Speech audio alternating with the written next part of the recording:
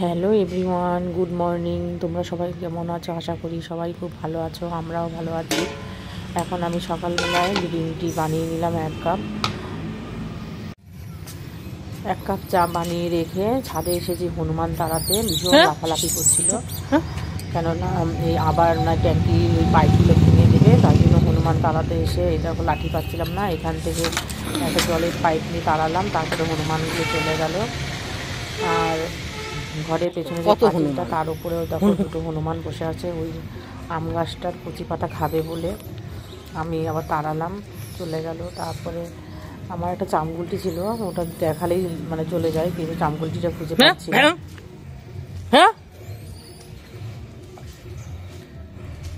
এই দেখো ছাদে এসে তোমাদের গোলাপ গাছগুলো আবার দেখাচ্ছি। এখন না গোলাপগুলো ভীষণ বড় বড় ফুটছে, শীতকালে মানে ভীষণ বড়ও হয়, তারপরে কালারগুলো খুব সুন্দর হয়। আর এখন তো প্রত্যেকটা গাছে ফুল ফুটেছে। এই গোলাপ গাছ মানে আমার বাড়ির সামনে যে গেটটা আছে তার পাশে একটা বকমবিলিয়া গাছ লাগিয়েছিলাম, তা এবার প্রথম ফুল ফুটলো লাগানোর পরে।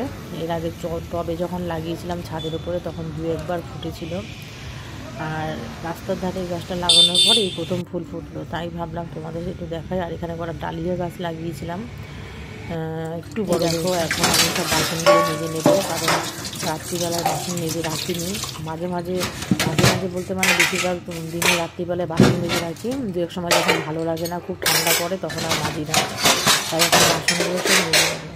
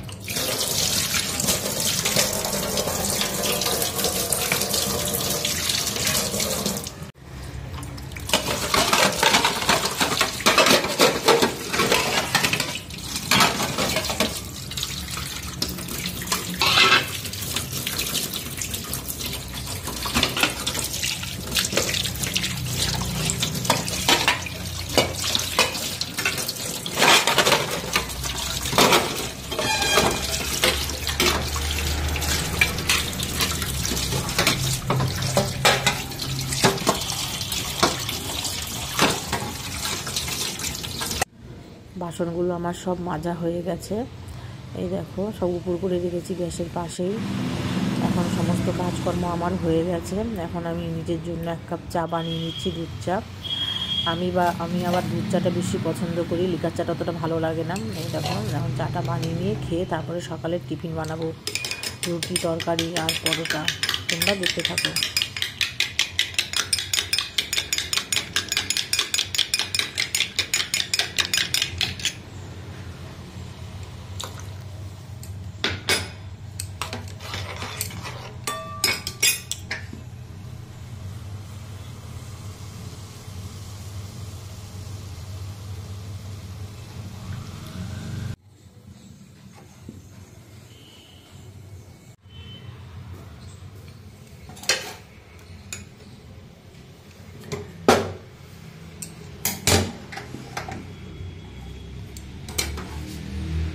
দেখো এক কাপ চা হয়ে গেছে, এখন নামিয়ে নিয়ে খেয়ে নেব। আর মানে গ্রিন টি বানিয়েছিলাম সকালে, কিন্তু আমি খাইনি, একদিন খেয়েছিলাম, ভালো লাগে না। যাই হোক এখন রুটি তরকারি সমস্ত কিছু হয়ে গেছে। সবার লাস্টে দুটো পরোটা ভেজে নিচ্ছি নিজের জন্য। আর রুটি তরকারি অনেকক্ষণ আগেই হয়ে গেছে, এখন ওই গরম গরম দুটো পরোটা ভেজে খেয়ে নেব।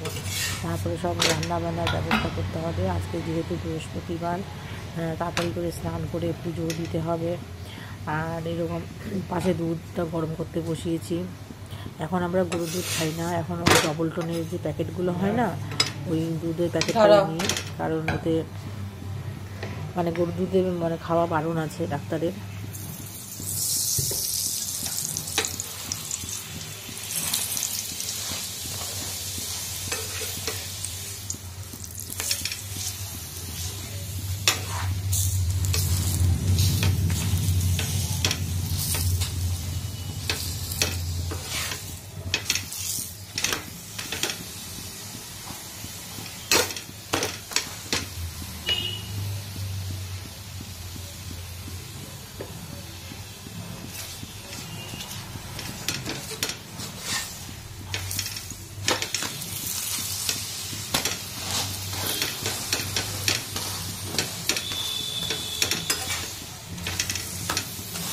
পরোটা দুটো ভাজা হয়ে গেছে, এখন খেয়ে নেব।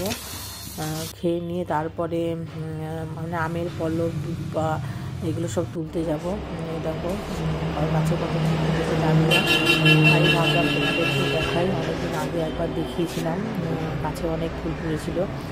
আর পিটুনিয়া তো অনেক দিন তো এই গাছে ফুটছে, আর এখন প্রত্যেকটা ডালিয়া গাছে কুড়ি এসছে। আগে তো দু একটা গাছে কুড়ি ছিল, দু একটা ফুল ফুটেছিল, আর এখন প্রত্যেকটা ডালিয়া গাছে কুড়ি এসেছে, মানে সব ফুটবে এবার।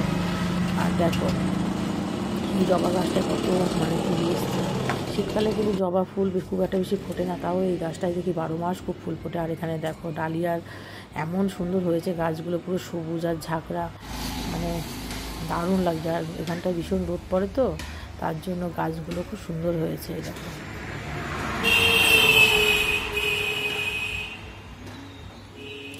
আর তোমাদের ফুল গাছ দেখতে কেমন লাগে অবশ্যই কমেন্ট করে জানাবে, তাহলে এরপরে যখন ফুল ফুটবে তখনও তোমাদের দেখাবো।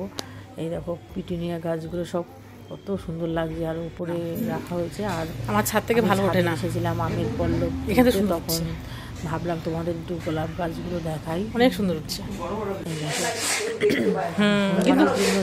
কিন্তু কথা হচ্ছে যে এখানে তো রোদ পাচ্ছে ভালো, এই জন্য হচ্ছে, কিন্তু অন্য জায়গায় তো রোদ নেই।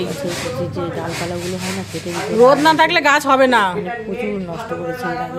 হ্যাঁ রয়েছে, এবার দিয়ে দেওয়া হয়েছে। আর এখানে দেখো এই গাছটা থেকে আমি আমের পল্লব তুলে নিচ্ছি।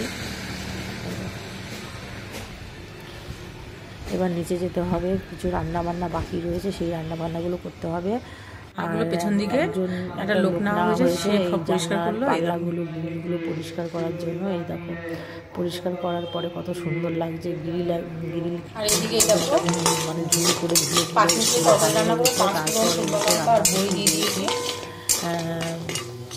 তেলটা একটু কমই দিয়ে এখন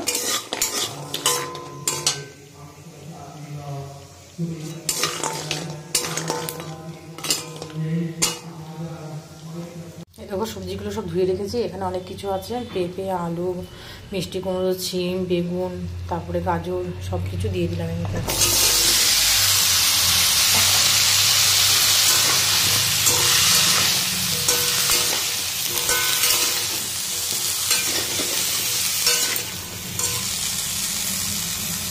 নিরামিষ তরকারিটা ভালো করে ভেজে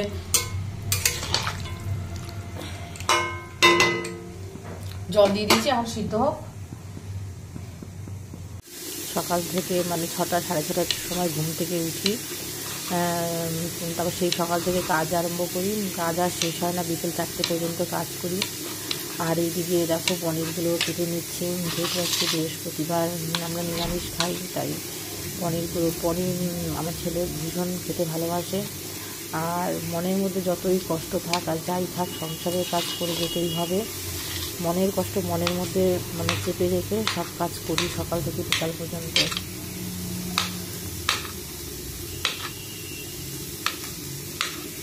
এখন সব ভেজে নেব।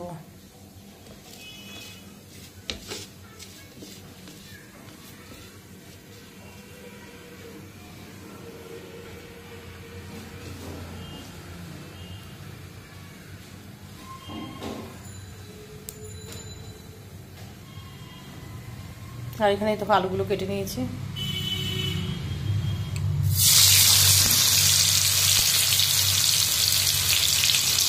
পনিরগুলো ভেজে নিচ্ছি, এরপর আলুগুলো ভেজে নেব লাল লাল করে। তারপরে তাড়াতাড়ি করে পনিরটা রান্না করতে হবে, কেননা এখনও অনেক কাজ পড়ে আছে।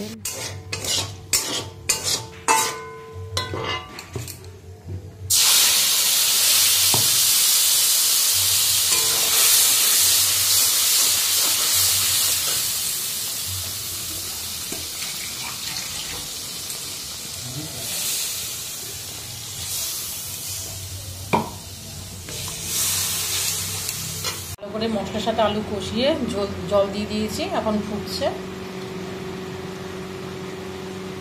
এই দেখো এখানে পনির তরকারিটা রান্না করা হয়ে গেছে, দেখতে কেমন হয়েছে অবশ্যই কমেন্ট করে জানাবে।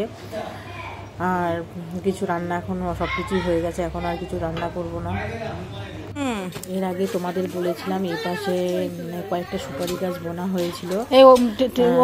সুপারি গাছগুলো না বেশি ঘন হলে নাকি বড় হলে সুপারি খুব বেশি একটা হয় না, তাই জন্য সুপারি গাছ মানে মিডিল থেকে দুটো তুলে সরিয়ে এইদিকে বোনা হবে, তাই জন্য মানে রান্না হয়ে যাওয়ার পর এখানে এসে দেখি যে কোন জায়গায় মানে গাছগুলো বোনা হয়। গোড়া ছড়িয়ে গেছে সেলিমদা। এই দেখো গাছটা ওখান থেকে তুলে নিয়ে এসে এখানে গর্ত করা হয়েছে, এখানে এই গাছগুলো মানে মানে পুঁতে দেওয়া হবে। এই দেখো পাশে না একটা বিশাল বড় কদম ফুল মানে কদম ফুল গাছ উঠে লাফালাফি করছে, আর মানে ছাদে তো লাফালাফি করছে, এখন এই পাশে এসছে। তোমাদের যদি ভিডিওটা ভালো লাগে তাহলে like, comment, share and subscribe করে দিও। দেখা হচ্ছে নতুন একটা ব্লগের সাথে। টাটা। এই বস্তাটা দাও তো।